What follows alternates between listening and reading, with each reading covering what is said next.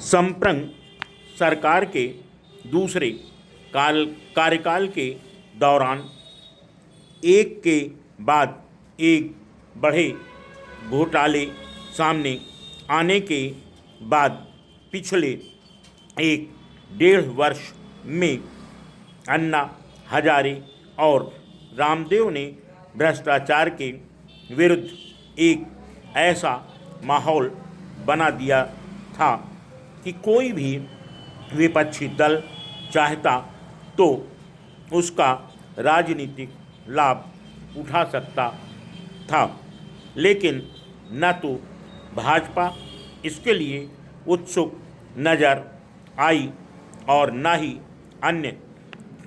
अन्य विपक्षी दल। प्रमुख विपक्षी दल भाजपा ने पिछला आम चुनाव भ्रष्टाचार और काले धन के मुद्दे पर ही लड़ा था, लेकिन वह रामदेव और अन्ना के जनांदोलनों को अपने पक्ष में नहीं मोड़ सकी और इनसे राजनीतिक लाभ उठाना तो दूर रहा, कहीं न कहीं वह भी सख्त लोकपाल कानून के खिलाफ ही खड़ी नजर आई। इसका एक बड़ा कारण भ्रष्टाचार को लेकर खुद उसके दामन में लगे दाग हैं।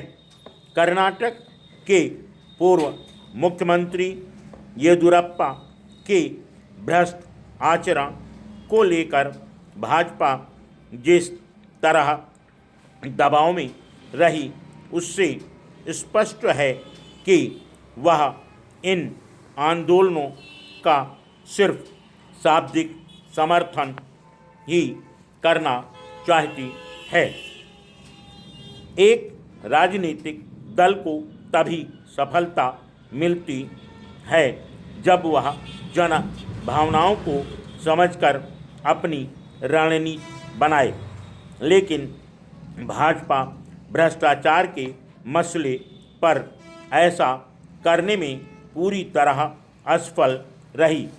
देश की जनता भ्रष्टाचार के खिलाफ आंदोलनरत है, लेकिन उसे राजनीतिक दिशा नहीं मिल रही है, जिसकी अपेक्षा अन्ना हजारे और रामदेव ने भाजपा से प्रत्यक्ष परोक्ष रूप से की। भाजपा इस आंदोलन से यह नहीं कह सकती कि उसने इन आंदोलनों को निराश किया है। भाजपा की इस विफलता का सबसे बड़ा कारण तो यही नज़र आता है कि वह राजनीतिक तौर पर खुद को शक्तिशाली विकल्प के रूप में प्रस्तुत नहीं कर पा रही है। नेतृत्व के संदर्भ में उसकी अंदरूनी बातें भी उसके पैरों में बेड़ियां डालने का काम कर रही हैं। अगला आम चुनाव भाजपा किसके नेतृत्व में लड़ेगी, इस सवाल को लेकर उसके नेतृत्व वाले राजग में भी बेचैनी है। नेतृत्व के मसले पर सहयोगी दलों के साथ समीकरण सही तरह न बैठ पाने और अपनी अंदरूनी गुटबाजी के कारण भाजपा भ्रष्टाचार जैसे अहम सवाल पर भी देश की जनता के साथ खड़ी नजर नहीं हो पा रही है। यह स्थिति प्रमुख विपक्षी दल के रूप में भाजपा की देश में किरकिरी ही करा रही है।